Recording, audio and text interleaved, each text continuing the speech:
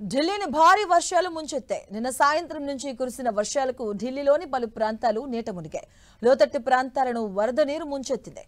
కర్తవ్య పథ్, ప్రగతి మైదాన్, సఫర్గంజ్, పుసా, మొహారాలి, అలాగే గురుగాం, నారాయణ, జనక్పూరి ప్రాంతాల్లోని వీధులు, రోడ్లన్నీ నీట మునిగాయి. ఇక ఢిల్లీలో భారీ వర్షాలు కురిసే అవకాశం ఉందని రెడ్ అలర్ట్ జారీ చేసింది వాతావరణ శాఖ. సోహానా, పాల్వాల్, నుహలలో ఉరుములు, మెరుపులతో 30 నుంచి 40 కిలోమీటర్ల వేగంతో ఈదురుగాలులతో కూడిన మోస్తరు నుంచి భారీ వర్షం కురిసే అవకాశం ఉందని ఐఎండీ అంచనా వేసింది. హర్యానా తూర్పు ప్రాంతాలు, పశ్చిమ యూపీలో ఉరుములు, మెరుపులతో కూడిన తేలికపాటి నుంచి మోస్తరు వర్షాలు కురుస్తాయని తెలియజేసింది. దీంతో పలు విమానాల రాకపోకలను రీషెడ్యూల్ చేశారు.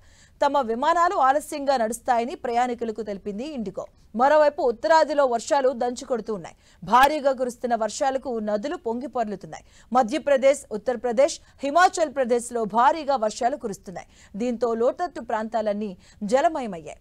మధ్యప్రదేశ్లోని చిత్రాకూట్లో కురుస్తున్న వర్షాలకు జనజీవనం అస్తవ్యస్తమైంది.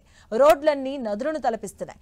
భారీగా వచ్చిన వరదలతో పలు ఆలయాలు, ఇళ్లు పూర్తిగా నీట మునిగాయి. మరోవైపు మధ్యప్రదేశ్లో కురుస్తున్న భారీ వర్షాలకు బెట్వా నది ఉగ్రరూపం దాల్చింది. పైనుంచి వస్తున్న వరద తోడవడంతో బెట్వా నది నీటి మట్టం భారీగా పెరిగింది. దీంతో అధికారులు అప్రమత్తమయ్యారు. నదీ తీర ప్రాంతాల ప్రజలు అప్రమత్తంగా ఉండాలని అధికారులు సూచించారు. మరి కొన్ని రోజుల్లో పాటు వర్షాలు కురిసే అవకాశం ఉండడంతో ప్రజలంతా అప్రమత్తంగా ఉండాలని సూచించారు.